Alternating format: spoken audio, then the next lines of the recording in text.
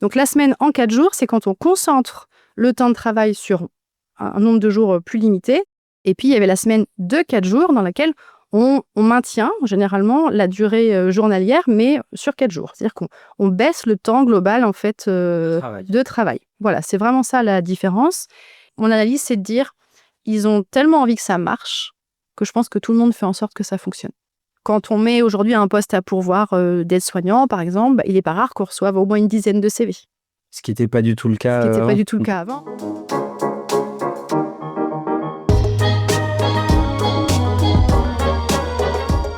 Et aujourd'hui sur Ablog, je reçois Chloé Madeline. Bonjour Chloé. Bonjour. Chloé est directrice d'un EHPAD qui s'appelle l'EHPAD Lagaré et de la résidence autonomie La Source à Brême-sur-Mer. C'est ça, en Vendée. En Vendée, exactement, depuis janvier 2022. Et aujourd'hui, je reçois Chloé pour nous parler d'un projet qu'elle a mené au sein de l'établissement qui est la mise en place de la semaine de 4 jours. Merci Chloé de venir nous parler de ça. Est-ce que tu peux commencer par te présenter, s'il te plaît, Chloé? Oui, avec plaisir. Donc moi, je suis Chloé Madeline, je suis directrice de l'EHPAD Lagaré depuis janvier 2022. Et auparavant, j'ai été directrice d'un CCS pendant 5 ans et puis pendant 1 an sur un EHPAD associatif. Et puis, quoi dire d'autre? J'ai 2 enfants, je suis mariée, c'est important aussi. Voilà. Ça a un impact dans la manière dont on travaille aussi. Probablement, dans les valeurs. Probablement, dans les valeurs, tu as raison.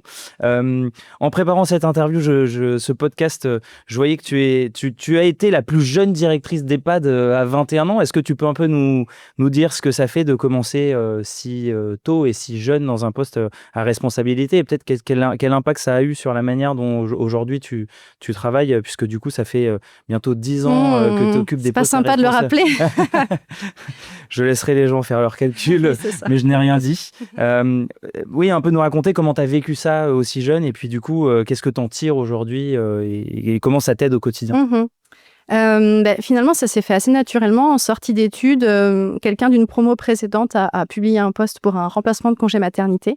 On s'est rencontrés et ça a vraiment matché. Et ça a été donc 1 an où on a été doublés à peu près 1 ou 2 mois. Donc là, elle m'a appris énormément de choses. Et puis ensuite, je me suis jetée dans le grand bain. C'était parti. Ok. Donc ça a été extrêmement formateur. Vraiment très très intéressant dans un établissement qui fonctionnait bien, donc a pu être soutenant aussi sur cet accompagnement-là, dans le rôle de le remplaçant. C'est pas comme le directeur, donc c'était assez formateur et intéressant. Et puis à la suite de ça, de nouveau, on m'a laissé ma chance, j'étais très reconnaissante de ça en tout cas, qu'on me laisse ma chance sur la direction d'un EHPAD de 60 résidents, sur un CCS avec un restaurant, on va dire scolaire associé. Et j'ai trouvé que c'était vraiment une chance parce que dans mon travail, j'ai toujours eu un œil observateur. C'est-à-dire que je ne savais rien.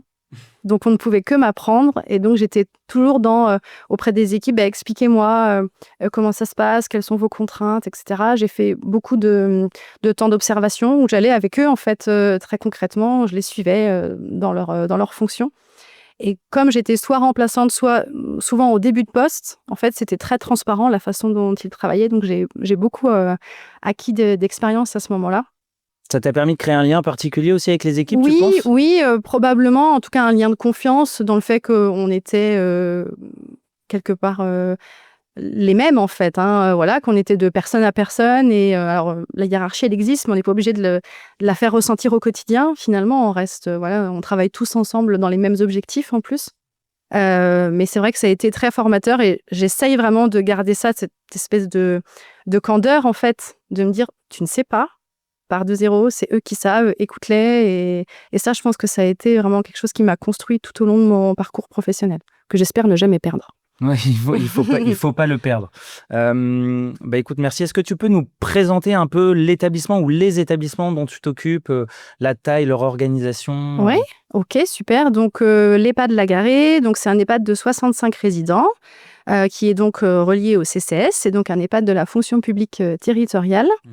Il n'y a pas d'unité particulière. On accueille tout type de résidents, des résidents vraiment très locaux, donc sur la côte vendéenne.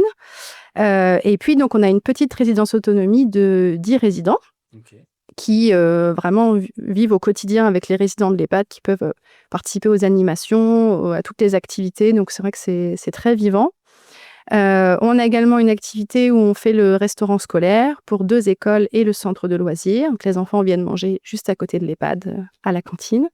Et puis, ce qui est important aussi, c'est que c'est un établissement au cœur de la commune, qui est vraiment à tout autour, une école, 2 écoles, un centre de loisirs, une MAM, ainsi qu'un foyer des jeunes. Et donc, tout ce petit monde vit Dans la vie de la tous commune, ensemble. quoi, intégré dans la vie de la commune. Complètement, Et totalement. en termes d'équipe, combien de Donc, personnes travaillent? presque 50. Ok, 50 agents pour exercer toutes ces missions. super. Merci. Et donc, on peut rentrer dans le vif du sujet, Très bien. Chloé. Donc, on est là pour parler de la mise en place de la semaine de 4 jours, hein, puisque toi, tu as mené ce projet de mettre en place la semaine de 4 jours, en plus dans un établissement public. Donc, on sait que c'est des choses qui ont été beaucoup discutées, mais pas forcément encore mises en œuvre. Et donc, est-ce que tu peux commencer par nous expliquer comment est venu ce projet, cette idée, et qu'est-ce qui a fait que tu as eu envie de t'en saisir et de le mener à bien, ce projet? Alors en fait, j'ai essayé justement de réfléchir à comment j'en étais venue à cette expérimentation. Finalement, je trouve que dans les différents établissements dans lesquels j'ai travaillé, j'ai toujours essayé de travailler avec les équipes à des réorganisations. Tout le temps, 7h, 7h10, 7h20, 7h30, 8h, enfin vraiment, parce que finalement, on a un contexte budgétairement contraint et je me rends compte que c'est peut-être ce qui nous pousse à l'innovation. Parce qu'en fait, le budget, on ne pourra rien y faire. On peut pas le toucher. Voilà, on essaye, on fait tout ce qu'on peut, hein, voilà, mais à un moment donné, il faut quand même faire avec ce qu'on a et plutôt que de râler tout le temps, se dire comment on peut faire mieux avec autant, voire moins, parfois. Et donc voilà, donc j'ai toujours beaucoup eu cette réflexion et beaucoup travaillé avec les équipes à des réorganisations. J'ai même Et le but de ces réorganisations, il était... d'essayer de faire au mieux. Ok. Se dire, est-ce qu'en se réorganisant, on ne peut pas améliorer l'accompagnement des résidents d'une façon ou d'une autre? Peut-être qu'on est mal organisé, peut-être qu'il y a des choses où on perd du temps, où on n'est pas efficient. Et donc, comment on fait tous ensemble pour trouver des solutions? Donc ça, sur une première phase. Et puis, le confinement est arrivé. Et donc, dans le cadre du confinement, j'ai proposé à l'équipe, ce qui me paraissait le plus logique, c'était qu'on soit le moins possible à venir dans l'établissement. Et donc, je leur ai dit, pendant 2 mois, enfin, on ne savait pas que ça allait durer 2 mois, on travaillera pendant 12 heures pour en fait, on a réduit comme ça l'effectif par 2 par jour. Et donc, on réduisait le risque de contamination. Ok. Donc, je leur ai proposé ça. Donc ça, c'était dans ton expérience précédente. Ouais, voilà, exactement. Et donc, l'équipe a validé. Et à ma grande surprise, à l'issue du confinement, on dit on reste comme ça. Ok. Donc finalement, ce qui est intéressant, c'est que j'ai pu aussi expérimenter sur le terrain les 12 heures. Donc à la fois les 7 heures, les 12 heures, et me rendre compte que chacun avait des avantages et beaucoup d'écueils aussi. Donc pas vraiment l'idée d'avoir trouvé le modèle idéal, en tout cas dans mon approche. Et puis donc je suis arrivée à Brême-sur-Mer, dans un établissement dans lequel c'était compliqué. Je savais où j'arrivais, mais plus de direction depuis plusieurs mois, des équipes vraiment... c'était très compliqué, donc il fallait reconstruire les équipes, à la fois celles qui étaient là, et puis aussi recruter dans cet établissement. Donc vraiment un gros challenge, donc encore une contrainte, finalement. Et très vite est arrivé le moment de la contractualisation avec les autorités, donc ce qu'on appelle le CEPOM, contrat pluriannuel d'objectifs et de moyens. Et dans ce CEPOM, on a beaucoup travaillé en équipe, évidemment, à construire, mais il y avait une vraie... en tout cas, il y avait une part du CEPOM dont je m'étais emparée qui concernait la qualité de vie au travail, qui était pour moi un enjeu essentiel historiquement, mais ici encore plus, du fait d'une équipe qui avait vraiment besoin de se reconstruire. Donc, c'était vraiment un enjeu pour les résidents. Et ce problème de qualité de vie au travail, il se traduisait comment au quotidien dans les équipes? C'était une question de désengagement, frustration? Comment est-ce que tu un turnover. Okay. Alors, dans un contexte en plus 2022-2023, avec les complexités qu'on avait pour recruter, qui étaient vraiment dans toute la France. Donc, ce contexte-là où on recrutait plus, en fait. Éventuellement, on arrivait à avoir des personnes sur certains postes et on n'avait plus du tout de recrutement qualitatif, ce qui était extrêmement frustrant. Donc, l'idée de se dire, là, il faut qu'on essaye quelque chose. Et donc il y a tout ce cheminement-là. Et en parallèle de ça, en fait, à ce moment-là, en 2023, on entendait beaucoup parler de la semaine de 4 jours. finalement, qui était la semaine en 4 jours. Et notamment dans la fonction publique, il y avait eu quelques essais. On en entendait parler en Angleterre, en Espagne. Et puis, j'en ai entendu parler dans une entreprise privée qui est LDLC, qui est une entreprise, voilà, notamment sur beaucoup de communication de Laurent de la Clergerie. Voilà, c'est ça. Laurent de la Clergerie a beaucoup communiqué sur le sujet. Et donc, je me suis intéressée à la semaine de 4 jours, plutôt chez lui, parce que c'était la semaine de 4 jours et pas la semaine en 4 jours. Alors, ça vaut le coup de préciser, je pense que c'est un point intéressant, parce qu'on a entendu de tout, en fait, en réalité. On sait qu'il y a semaine et 4 jours, globalement, dans ce qu'on entend, mais est-ce que quelle est la différence pour toi entre la semaine de 4 jours et la semaine en 4 jours, et peut-être quelles sont les implications de l'un et de l'autre? Alors, effectivement, en fait, en voulant vraiment faire des recherches dans les médias, je me suis rendu compte que tout était mélangé et que la sémantique n'était pas du tout précise, alors qu'elle est vraiment très importante. Donc, la semaine en 4 jours, c'est quand on concentre le temps de travail sur un nombre de jours plus limité. La plupart des exemples dans la fonction publique, c'était cela. Donc, on avait concentré 4 jours, souvent sur des journées de 9h, 9h30. Et puis, il y avait la semaine de 4 jours dans laquelle on maintient généralement la durée journalière, mais sur 4 jours. C'est-à-dire qu'on baisse le temps global en fait, de travail. Voilà, c'est vraiment ça la différence. Et finalement, il y avait beaucoup d'études sur les effets bénéfiques, mais elles concernaient toutes uniquement la semaine de 4 jours. Voilà. Et donc, pour ça, il fallait creuser un petit peu pour s'en rendre compte. Mais les effets n'étaient pas du tout les mêmes. Et donc, toi, tu n'as jamais considéré le fait de faire la semaine en 4 jours?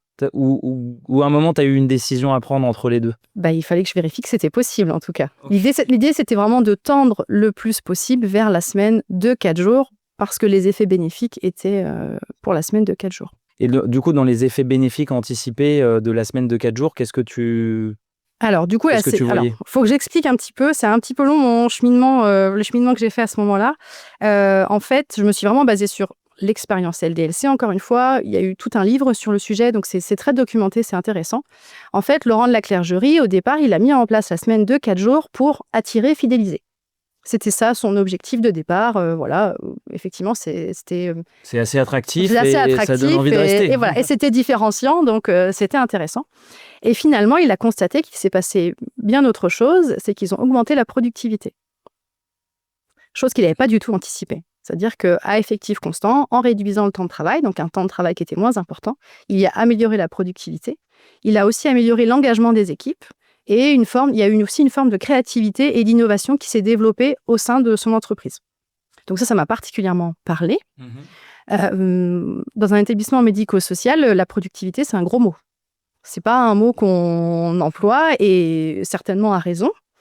Par contre, tout le reste, évidemment, ça me parlait. L'engagement, l'innovation, la créativité, c'est des choses qu'on a vraiment envie de retrouver. On a envie de pousser les équipes, justement, à pouvoir développer ce genre de compétences. En revanche, je me suis dit, le pari, c'est peut-être de se dire d'expérimenter la semaine de 4 jours et de voir si cette productivité que lui, il a constatée, chez nous, elle pourrait se transformer par une augmentation de la qualité. C'est-à-dire qu'on allait améliorer l'accompagnement des résidents. Et la prise en charge des résidents. Voilà, parce que finalement, pour moi, c'était le pendant, en fait. Lui, c'est la productivité, mais moi, c'est pas ça qui m'intéresse. C'est vraiment qu'on améliore l'accompagnement. C'est la qualité du service rendu c'est ça. aux résidents. C'est ça. Donc, mon pari, c'était de me dire, ça se trouve, ça aurait cet effet-là chez nous. Voilà, ça, c'est vraiment la genèse de la réflexion. Ok, très clair. Et du coup, est-ce que tu peux nous parler un peu de la mise en œuvre concrète? Donc, tu élabores ce dossier CEPOM, avec qui tu travailles et quelles sont les étapes que tu as suivies pour arriver à cette expérimentation de la semaine en 4 jours qui dure depuis 4 jours. 4 jours. Oula. Voilà, le lapsus révélateur, moi je n'y suis pas encore. La semaine de 4 jours qui dure depuis 18 mois dans l'établissement. Raconte-nous un peu le chemin. Ok, super. Donc, dans le cadre du CEPOM, je lâche un peu ce truc-là, dans le cadre de la négociation avec l'Agence régionale de santé et le conseil départemental. Et je leur dis, et si on faisait ça? Ils nous disent, si vous êtes dans les contraintes légales, nous, on n'y voit pas de difficulté. Donc déjà, je lève une barrière, très bien. Ils n'ont pas une crainte qui est de dire, tu vas réduire le temps de travail pour le même coût, et du coup, que ça ne va pas marcher. Ils n'ont pas besoin de plus de démonstrations que ça ou... À ce moment-là, déjà, je n'ai pas cheminé. Donc, je leur dis juste, voilà, si on essayait de travailler sur 4 jours, est-ce que c'est OK? Donc, je ne dis pas je ne dis pas en, je dis sur 4 jours. Voilà, est-ce qu'on peut tester ça? OK, banco. Enfin voilà, c'est pas aussi élaboré en fait à ce moment-là. Et donc, l'été arrive et donc je décide que on va être 4 à mener un comité de pilotage secret, j'ai appelé ça comme ça. Donc, il y avait donc mon assistante de direction, l'infirmière co, la référente hôtelière et moi. Et donc, on a travaillé en secret tout l'été pour essayer de voir si c'était possible. Personne d'autre n'est au courant à ce moment-là? Non, personne d'autre n'est au courant. Donc, le but, en fait, c'est de... Moi, j'ai vu 4 freins à cette mise en œuvre. C'est qu'au fur et à mesure, on lève chacun de ces freins, toutes les 4. Ok. Et qu'à chaque étape, si ça marche pas, on arrête tout, on met dans les cartons, on n'en parle à personne. Et surtout, on n'a pas créé de frustration. C'était le deal que Voilà. vous aviez entre vous. C'est ça. Donc, je leur ai dit, peut-être qu'on va beaucoup travailler pour un truc qui, à la fin, on le fera pas, quoi. Donc, elles étaient partantes. Elles sont toujours hyper partantes. Donc, c'est très chouette. C'est aidant d'avoir une équipe qui suit ce genre de projet. Et donc, C'était quoi les 4 J'allais te poser la question sur les 4 freins, du coup, alors, identifiés. Le premier frein, en tout cas, les limites que moi j'avais posées dès le début, c'était juridique. Voilà, c'était est-ce qu'on a le droit de mettre en place cette organisation-là? Donc, le schéma, il est très simple. Dans la fonction publique territoriale, il faut travailler 1607 heures. On ne peut pas y déroger, c'est impossible, sinon on est hors la loi. Dans le privé, il y a beaucoup plus de possibilités, mais dans le public, c'est ça, c'est 1607 heures et c'est tout.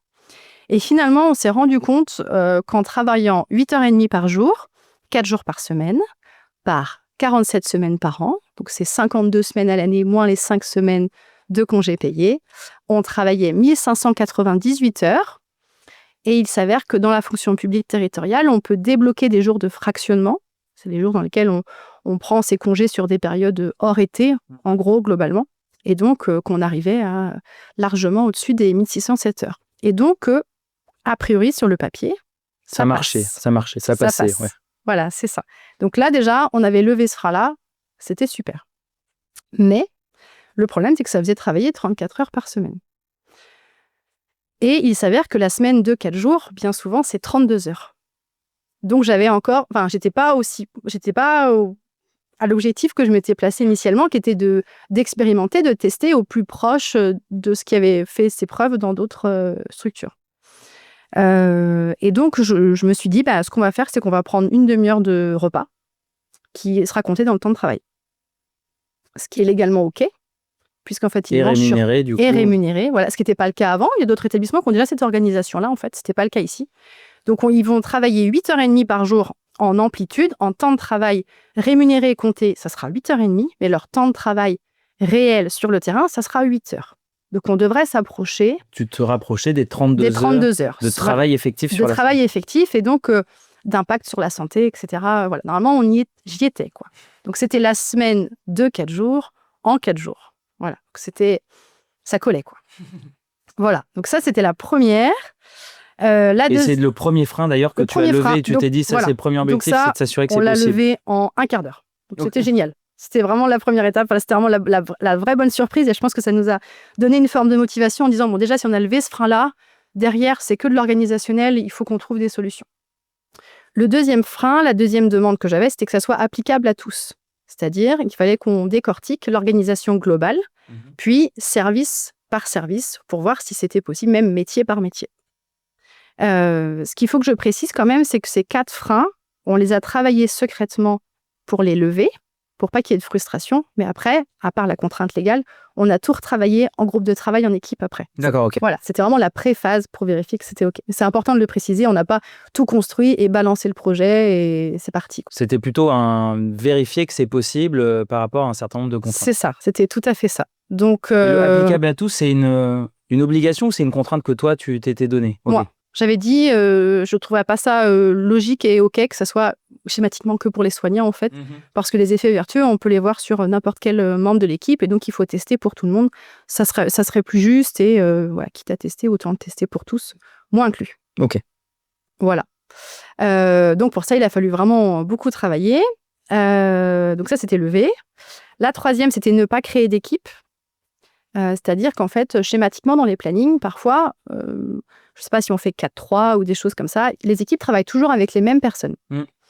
Et ça, je trouve que c'est pas bon. Je trouve que ça a toujours des effets délétères, parce que schématiquement, il y a toujours un peu la bonne équipe, la mauvaise équipe. Ça crée un schéma, en fait, qui est pas OK. Et donc ça complexifiait énormément le déroulé du planning et le roulement. Donc là, Parce que tu voulais que tout le monde se croise en fait à une certaine fréquence, c'est ça? tout le temps. Voilà, c'est ça. Parce qu'en fait, schématiquement, un week-end sur 2, un week-end sur 3, ça marchait très bien. Mais moi, j'ai dit, non, on va pas faire ça, ça va pas le faire.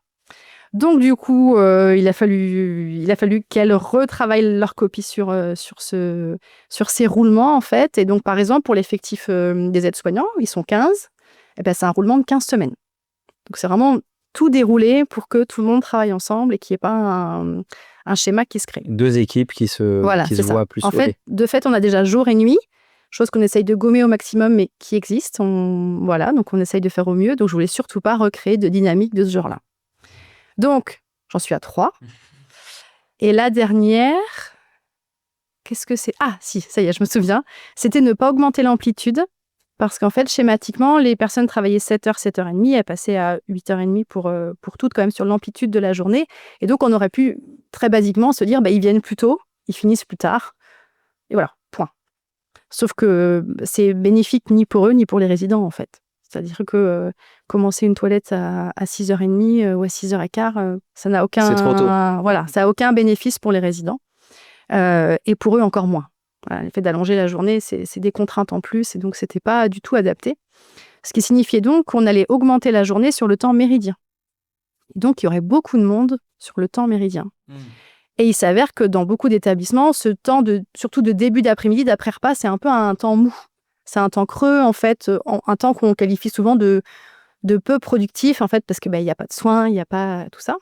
Et donc, on a pris le prisme à l'envers en disant, au contraire, on va en faire un temps de vie sociale et on va retravailler ce temps méridien, parce que à ce moment-là, en fait, tout le monde est là, toute l'équipe est là.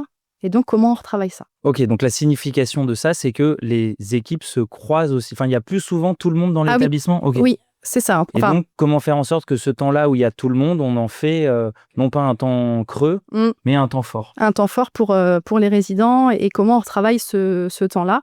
Donc ça, on l'a plutôt retravaillé avec les équipes, mais il fallait déjà vérifier si vraiment ils n'étaient pas trop, en fait. Parce qu'à un moment donné, il faut quand même que ça soit cohérent et pertinent. Donc, c'était bon. On avait tout levé. Fin de l'été, vous avez levé vos 4 freins. Voilà, c'est ça. On était prêts à présenter aux équipes. Et comment vous y allez avec les équipes et combien de temps ça prend à partir de ce moment-là pour que ça devienne une réalité sur le terrain? Donc là, on est fin août, donc je présente aux équipes début septembre et on doit commencer au 1er janvier. Donc l'idée, je les ai réunis en groupe par service. Et donc j'ai présenté le projet au premier groupe, à qui j'ai demandé de ne surtout pas en parler aux autres, ce qui n'a évidemment pas du tout marché. Parce qu'en fait, je voulais leur vraie réaction. Je voulais vraiment voir comment ils allaient réagir et sans le ragot, la version déformée, etc. Donc, j'avais pris en premier, je crois me souvenir, j'avais pris le plus gros groupe, qui était le groupe des aides-soignants, pour avoir un maximum de réactions. Et puis après, voilà. Donc, la façon dont je leur ai présenté, c'était l'expérimentation. C'était très important. Et c'était très transparent sur ce que j'en attendais. Parce qu'en fait, quand j'ai expliqué, voilà, à partir de maintenant, vous allez travailler 4 jours par semaine, vous serez payé pareil, on ne va pas charger la mule, voilà, ça va être finalement très confortable pour vous, parce que ça vous fait 26 jours de repos en plus à l'année. Voilà ce que je vous propose. Donc la première réaction, c'était, mais ce qui lui prend enfin, pourquoi faire ça? Quelles sont vos motivations? Donc, plutôt une réaction un peu, comment dire, je sais pas... de la suspicion. Ouais, de la suspicion. Pourquoi un tel cadeau? C'est ça, pourquoi faire ça? C'est bizarre. Et donc, du coup, je leur ai... La suite, en fait, c'était de leur expliquer de façon très transparente qu'en fait, moi, j'en attendais un bénéfice pour les résidents. Et donc, finalement, le modèle tel que je le voyais était vertueux pour tous. Et donc, une fois que je leur ai expliqué ça de façon très transparente, ça a levé les barrières et du coup, tout le monde a été OK. Mais c'était vraiment important d'expliquer, moi, ce que j'en attendais, au-delà de, effectivement, améliorer la qualité de vie au travail, l'attractivité, l'absence... Voilà, il y avait toute la partie RH où j'ai été très transparente sur le fait que pour moi, ça allait forcément augmenter l'attractivité. Dans un premier temps, c'était évident que ça allait certainement baisser l'absentéisme. Enfin, j'ai vraiment été très transparente sur tout ce que j'envisageais, au-delà de ce qu'on a évoqué tout à l'heure sur l'amélioration de l'accompagnement des résidents. En termes RH, il y a vraiment beaucoup de choses quand même derrière cette semaine de 4 jours. Donc, je leur ai expliqué tout ça. Et du coup, ça a levé les craintes. Et puis surtout, je leur ai expliqué que voilà, dans les 4 mois à venir, il y aurait un groupe de travail par mois pour reprendre, valider l'organisation globale, l'organisation des missions, et puis très concrètement, le quotidien, pour qu'au 1er janvier, on soit prêt pour la mise en œuvre et que c'était eux qui allaient valider toutes ces étapes.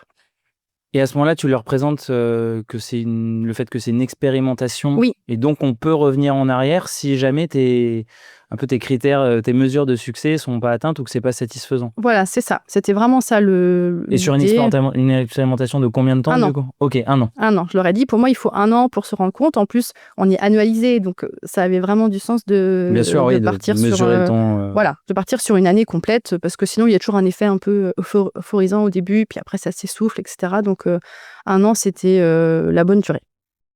Est-ce que tu peux nous raconter comment ces groupes de travail ont travaillé là, sur ces 4 mois, du coup, après la levée des freins par le groupe de travail secret? Comment est-ce que tu as embarqué les personnes de l'équipe? Qui a travaillé? Comment? Sur quel sujet? Ouais. Alors, on a tout simplement réuni chaque mois chaque service, des groupes de travail par service. Ok.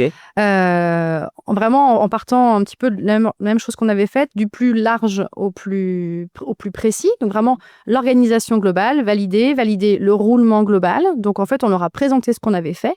Et puis, ils ont pu faire part de toutes leurs remarques. Ils ont pu, s'ils voulaient, partir de zéro, mais j'avoue que c'est tellement complexe que du coup, ils se sont pas forcément saisis de ça parce que c'était vraiment... voilà. Et finalement, la façon dont c'était construit, c'était plutôt intéressant. Donc, ça a été retravailler ça, retravailler l'organisation concrète, retravailler les missions, vraiment, pas minute par minute, mais quasiment, pour qu'on soit vraiment prêt. Ils y étaient tous invités, donc ils ont tous pu y participer mois après mois. Donc, ça s'est bien passé. Et au 1er janvier, Big Bang, On était prêts. On était prêts et tout, on est en place sur la nouvelle organisation. Toutes les équipes, tout l'établissement. Ouais, c'est ça, exactement. Et donc, on démarre. Et donc, j'ai déjà fait beaucoup de réorganisation. Et donc, je m'étais préparée parce que généralement, quand on réorganise, ça se passe toujours très mal les premiers jours. C'est toujours, il n'y a rien qui va, on ne va jamais y arriver. On remet tout en cause. Voilà, c'est vraiment, mais toujours. Donc, je m'étais préparée psychologiquement. Je me dis, allez, tu vas voir, ça va être... voilà. Alors, c'était le 2 janvier, pour être tout à fait exact, parce que le 1er janvier, voilà, c'était un peu compliqué. Et en plus, c'est mon anniversaire, donc j'étais pas là. Peu importe. Et donc, on démarre. Première journée, rien qui se passe. 2e journée, 3e journée, Alors, je me dis, soit c'est vraiment la catastrophe, et ils osent pas me le dire parce que, voilà, soit ça se passe hyper bien. Et en fait, ça se passe hyper bien. Il n'y a rien à redire. Il n'y a rien à redire les premières journées. Est-ce qu'il y a à redire 3-6 mois après? Alors, les premières journées, du coup, ça se passe vraiment très bien. Je suis très étonnée. Et finalement, mon analyse, c'est de dire, ils ont tellement envie que ça marche. Ils ont tellement aussi à y gagner personnellement et ils ont compris les enjeux professionnellement que je pense que tout le monde fait en sorte que ça fonctionne. Je me suis dit que c'était ça. Parce que je vois pas... ça n'avait rien de différent d'autres réorganisations, en fait. Donc, c'est ce que je me suis dit. Et puis, donc, pour pouvoir analyser plus spécifiquement les choses, on a refait des groupes de travail ponctuellement pour repréciser les choses, voir ce que ça donnait, est-ce que c'était OK. Et on a fait aussi des enquêtes pour vérifier, voilà, anonymement, ce qu'ils en pensaient. Donc, on a continué. Dans l'année, on a fait vraiment quelques ajustements, mais très peu. Les ajustements, c'est là où c'est intéressant l'expérimentation. C'est que du coup, je leur ai dit dès le début, s'il y a quoi que ce soit, on change au fur et à mesure de l'année, on se met aucune barrière, voilà, il ne faut vraiment pas hésiter à en discuter. Et finalement, les premiers congés arrivent et on se rend compte que ça coince un tout petit peu pour que tout le monde ait les congés qu'il souhaite. Et donc, je leur dis, est-ce qu'éventuellement, vous pourriez faire un 5e jour sur la période de congé et la semaine d'après, vous en faites 3. Tout de suite. C'est-à-dire que tout de suite... vous récupérez le jour supplémentaire. Le jour supplémentaire. Et donc, je leur ai dit, mais c'est que si c'est OK. Et donc, on a mis ça en place vraiment à la marge. Hein. C'était vraiment pas quelque chose de systématique et ça a permis de débloquer les congés. Donc, il y a ce petit truc-là qu'on a construit au fur et à mesure de l'expérimentation, qui n'était pas prévu au départ, qui fonctionne toujours. Ça peut être aussi maintenant sur un remplacement un petit peu au pied levé, où voilà, on propose ça et on fait récupérer juste après. Comme ça donne un petit peu de souplesse. Ça, c'est vraiment le principal ajustement qu'on a pu faire. Et est-ce qu'on peut parler un peu tu nous parlais d'enquête, est-ce qu'on peut parler de résultats un peu quantifiables? Oui. Du coup, 18 mois après, la dernière enquête, elle date de... Elle date de la fin de l'hiver. La fin de l'hiver. La fin de l'hiver, Donc ça faisait à peu près 1 an. Voilà, une grosse année qui était passée, voilà. Et donc, on avait fait une enquête initiale en janvier 2024, pour être vraiment à l'instant zéro. Ouais. J'en avais fait une en mai, donc voilà, à 4-5 mois. Et donc, j'en ai refait une en février-mars. Et finalement, ce qui était intéressant, c'est que les indicateurs ont vraiment évolué au fur et à mesure de l'expérimentation. On avait vraiment des indicateurs initiaux. En mois de mai, ça avait augmenté. Et au mois de février-mars, encore plus. C'était vraiment comme ça que ça ressortait de l'enquête. Okay. Voilà. Alors, sur le contenu de l'enquête, alors il y a des choses qui étaient pour moi assez évidentes. C'est qu'évidemment, ils ont été globalement, ils ont déclaré être satisfaits ou très satisfaits de la conciliation vie privée, vie professionnelle. Jusque-là, pas de surprise. Pas de surprise. Voilà, c'était assez logique. Moi, j'avais sur la conciliation vie privée, vie perso, 91%. Ouais, c'est ça. Voilà, c'est ça, exactement. 91% et donc sur le temps que je prends pour moi aussi. Donc ça, c'était intéressant. C'est pareil, a priori, c'est un effet qui est induit, mais c'est quand même bien qu'ils le ressentent, parce que ça aurait pu, sur le papier, être le cas et qu'ils ne le ressentent pas tellement. En termes d'organisation personnelle, ça permet d'avoir plus de temps pour soi même. Un jour de plus. Ouais, un jour de plus. Un jour de plus, quoi qu'il arrive, par rapport à l'organisation. Ce que je n'ai pas précisé, c'est qu'on a maintenu, quoi qu'il arrive, 2 jours de repos d'affilée. OK. Ce qui, parfois, pouvait ne pas être le cas par le passé, vraiment, parfois. Et un 3e jour qui, parfois, provoque un week-end de 3 jours ou un temps de repos de 3 jours, ce qui est aussi confortable, voilà, assez régulièrement, en fait. Donc, on a ces premières stats qui, pour moi, sont assez logiques. Et puis, ce que j'ai trouvé très intéressant, c'était, donc, on a interrogé aussi la concentration au travail. Puis, dans l'idée, là, vraiment, sur l'accompagnement des résidents, notamment quand on accompagne des résidents qui ont des troubles cognitifs. Voilà, faut quand même être disponible, être concentré. Il y a quand même toute une partie qui est technique aussi dans ce qu'on retient des informations concernant les résidents, etc. Donc la concentration, c'était intéressant à interroger. Et donc là, pour le coup, on est passé de 40% à 82%. Donc on a vraiment doublé le sentiment d'être concentré au travail.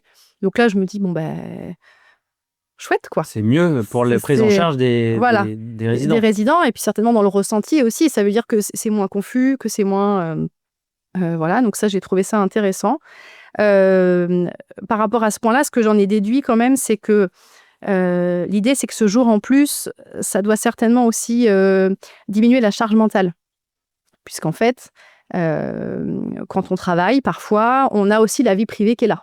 C'est « Ah tiens, j'ai pas pensé à prendre rendez-vous chez le médecin pour mon enfant. Il faut que je pense à acheter ça, etc. » Voilà. Et que parfois, quand on a un jour qui est consacré, on met tout sur ce jour-là. L'admin, ce jour-là, et la logistique. Voilà, c'est ça. Et donc, les autres jours, on est probablement plus concentré. En tout cas, on est plus sur ces missions professionnelles par ce jour-là supplémentaire qui a été octroyé. Donc, ça collait avec l'hypothèse, en tout cas. Donc ça, c'est plutôt chouette. Et puis, donc, il y a la partie fatigue physique et psychologique. La partie fatigue physique, c'est des choses que les EHPAD ont beaucoup travaillé ces dernières années, avec beaucoup d'équipements, etc. Donc, mais c'est toujours à améliorer. Et la partie fatigue psychologique, c'est quelque chose qu'on travaille de plus en plus. Et c'est vrai que c'est très complexe et c'est quelque chose sur lequel on doit avancer pour que les professionnels puissent rester en poste, rester dans ce métier-là aussi, parce qu'on a une vraie responsabilité par rapport à ça, parce qu'il y a une forme d'usure qui peut se mettre en œuvre, et donc on doit tout faire pour que ça ne soit pas le cas, pour garder nos soignants, pour qu'ils n'aient pas envie de changer de métier. Et puis, sur le gâteau, qu'ils restent chez nous. Ça, c'est encore mieux. Et donc, la fatigue physique et psychologique. Fatigue physique, on était à 30%, qu'ils étaient seulement 30% à être satisfaits de la fatigue physique liée au travail. Et on est passé à 62%. Donc, on a doublé le rapport à ce critère-là. Et pour la fatigue psychologique, on est passé de 18. C'était quand même vraiment très, très bas. Mais j'allais regarder un petit peu les études. C'est les chiffres, malheureusement. C'est les chiffres globaux. Voilà, c'est pas spécifique à l'établissement. Voilà, c'est ça. Mais c'est vrai que c'est un chiffre qui est particulièrement alarmant.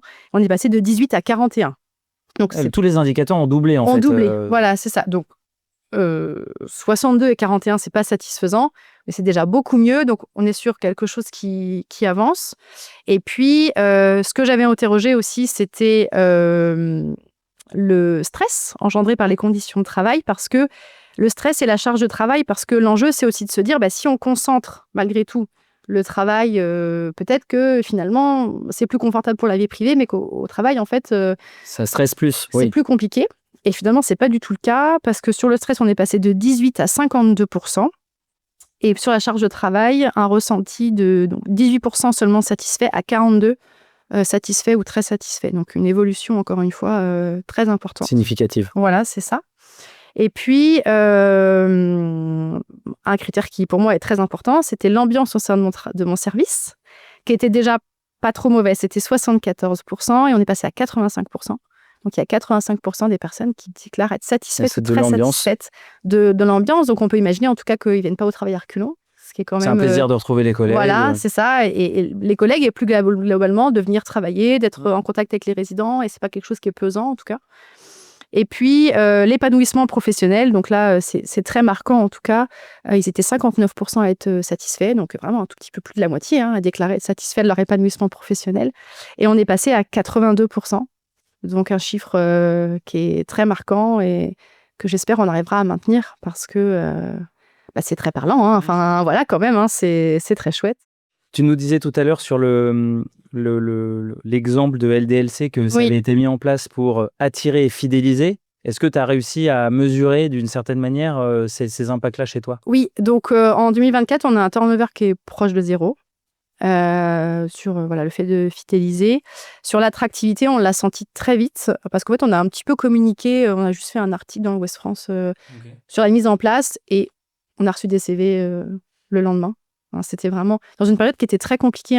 Vraiment, encore une fois, 2024, c'était encore au creux de la vague au niveau des recrutements. Il y avait vraiment, mais peut-être que c'était spécifique à mon territoire, mais on avait vraiment personne. Enfin, voilà, c'était très compliqué. Et tout d'un coup, on a eu cette vague de CV et elle s'est renforcée tout le temps. Donc, quand on met aujourd'hui un poste à pourvoir d'aide-soignant, par exemple, il n'est pas rare qu'on reçoive au moins une dizaine de CV. Ce qui n'était pas du tout le cas. Ce qui n'était pas du tout le cas avant, donc ce qui nous laisse la possibilité de recruter qualitativement, chose qu'on faisait plus. Alors, je mets un petit bémol parce que globalement, la situation, elle s'est améliorée un peu globalement. C'est juste que nous, ça a été plus tôt. Voilà. Plus tôt, nous, on a ressenti cet effet-là. Vous étiez un peu en fer de lance, voilà, c'est ça. Okay. Cette attractivité a été plus importante. Donc voilà un peu sur les facteurs de fidélisation et d'attractivité. Et après, l'autre facteur qui est très important aussi, c'est l'absentéisme. Donc, c'est pas flagrant sur les longs arrêts, ce qui me semble assez logique parce que les effets, ils peuvent pas être déjà ressentis. Sur le physique notamment, on peut pas déjà le ressentir. Par contre, sur les courts arrêts, on a eu moins 100 jours d'arrêt. Moins 100 jours d'arrêt, ok. Moins 100 jours d'arrêt sur les courts arrêts. Et il s'avère que les courts arrêts, c'est vraiment les arrêts qui complexifient l'organisation. C'est vraiment ça qui fait que je n'aimerais pas travailler ce matin. Et donc là, c'est branle-bas le combat dans l'établissement. Et il faut trouver quelqu'un. Voilà, et on n'a pas le temps de remplacer. Et donc, on fait avec les ressources internes. Donc, c'est vraiment ce genre d'arrêt qu'il faut arriver à diminuer au maximum en faisant en sorte que ça se passe le mieux possible et qu'il n'y ait pas une forme d'usure un peu, même parfois un peu saisonnale, où les personnes sont fatiguées. Et voilà, on l'entend tout à fait. Et donc, il y a un petit arrêt. Et puis, ils sont même fatigués physiquement. Enfin, ils déclenchent des petites pathologies, etc. Et donc, si ça, on peut arriver à le réduire, c'est plutôt chouette. Ça sera positif. Voilà, c'est ça. Donc, voilà, là, c'est vraiment sur le court terme, on est là-dessus. Moi, j'y crois sur le plus long terme, mais évidemment, pour l'instant, on peut pas le prouver. Et en introduction, tu nous parlais aussi de ta volonté de mener à bien ce projet pour avoir un impact positif sur la prise en charge des résidents. Est-ce qu'après 18 mois, c'est quelque chose que tu arrives à voir d'une certaine manière? Alors, c'est compliqué à évaluer d'une façon, on va dire, très... avoir des chiffres vraiment. Ce qui a été souligné pour les résidents, ça a été tout de suite le temps du repas qui a été amélioré. Donc vraiment une forme de stress et d'amélioration à ce moment-là sur le temps méridien où il y a beaucoup de monde. Ça, les résidents l'ont dit immédiatement. Okay. On en a parlé aussi au Conseil de la vie sociale qui finalement a dit que ça changeait rien. En tout cas, ça changeait rien en négatif. Ouais. Voilà, donc déjà, ça c'était déjà positif. Il n'y avait aucun impact négatif. Voilà sur le positif, parce que c'est vrai que c'est très compliqué de l'évaluer. Après, c'est du ressenti, en fait. C'est le ressenti. Et le ressenti est positif. Le ressenti est positif, ouais. Mais je peux pas être aussi factuelle que je ne le suis sur le retour RH, en tout cas. Très clair. Merci pour, en tout cas, tous ces détails, parce que c'est effectivement très factuel et ça permet d'objectiver les résultats. Et donc, c'est très impressionnant et bravo pour ce projet. Est-ce que tu peux nous dire aujourd'hui de quoi tu es la plus fière ? Alors, je dirais que c'est un peu un effet indirect que j'ai pas encore évoqué. C'est le fait que peut-être ça peut permettre à des jeunes femmes ou à des femmes en général de rester dans l'emploi, de pas avoir à baisser leur temps de travail, à subir une forme de précarisation, parce que justement on leur laisse cette possibilité-là de pouvoir mener de front leur vie professionnelle et personnelle. C'est déjà ça. J'avoue que c'est un engagement qui est important pour moi. Parce que dans notre secteur, c'est pas toujours possible en fait. Moi, j'ai déjà vu plusieurs professionnels quitter le métier parce que c'était pas compatible avec leur vie privée, ce que je trouvais extrêmement frustrant, évidemment. Bien sûr. Et puis aussi des personnes plutôt en fin de carrière qui sont venues me dire, je crois que grâce à l'expérimentation, je vais pouvoir aller jusqu'au bout. Et je pense pas que j'aurais pu le faire sans ça. Voilà, c'est ça. Là, c'est très... voilà, on très se parle parlant. de garder des soignants dans l'emploi et que ça soit à un moment de vie dans la carrière ou à la fin de la carrière. Et donc, l'impact est en tout cas colossal. Si tu avais un conseil à donner à celles et ceux qui nous écoutent et qui voudraient mettre en place un projet de ce type-là qui, du coup, a un impact sur la QVT, sur l'attractivité et la fidélisation dans leur établissement, qu'est-ce que tu leur dirais ? Je dirais 2 mots, expérimentation. C'est vraiment pour moi la clé de la réussite parce que du coup, ça veut dire qu'on a le droit de se tromper et c'est pas grave. Et la co-construction. Voilà, c'est quel que soit le projet, il faut forcément le co-construire. Faire avec les équipes. Voilà, c'est ça. Et peut-être aussi le faire pour les bonnes raisons. Voilà, c'est-à-dire que ma finalité, ça n'a jamais été quelque chose de réfléchi, de stratégique. C'était vraiment sincère, l'idée que ça pouvait améliorer la qualité de vie au travail et donc l'accompagnement. Enfin voilà, il faut que le fond soit sincère et qu'on y croit vraiment, je pense. Sinon, ça... Il faut dire la vérité. Ouais, il faut dire la vérité. Finalement, voilà. Ouais, c'est ça. La meilleure histoire à raconter. Il faut être aligné, quoi. Ouais. Sinon, je pense que ça fonctionne pas. Et que ça se ressent et ça fonctionne pas. Très clair, merci beaucoup Chloé et bravo pour cette expérimentation. Merci d'être venue nous en parler à ce micro. J'ai l'habitude de terminer en demandant si tu as quelqu'un que tu verrais bien venir à ta place aujourd'hui pour nous parler d'une expérimentation ou d'une initiative que cette personne a mis en place. Est-ce que tu penses à quelqu'un ? Alors, c'est pas une innovation ou quoi que ce soit, c'est plutôt une philosophie de travail en fait. C'est quelqu'un avec qui j'ai travaillé en Bretagne, qui était une directrice voisine, qui est une personne en fait qui, au-delà de son travail de directrice d'EHPAD, s'est formée à une méthode qui s'appelle la validation, qui permet d'accompagner les résidents qui ont des troubles cognitifs, et qui s'est tellement formée qu'elle est devenue formatrice. Et qui donc a pu donner une dynamique dans son établissement autour de cette méthode-là, et qui n'a pas été uniquement une directrice chef d'orchestre, mais aussi une directrice qui, certainement, a donné au-delà de valeur, une empreinte, une âme guidée par cette méthodologie, on va dire. Et donc, j'ai trouvé que c'était toujours très inspirant d'échanger avec elle sur la philosophie, sur l'éthique. D'ailleurs, elle avait mis en place un groupe de réflexion éthique inter-établissement, ce que j'avais trouvé vraiment très chouette.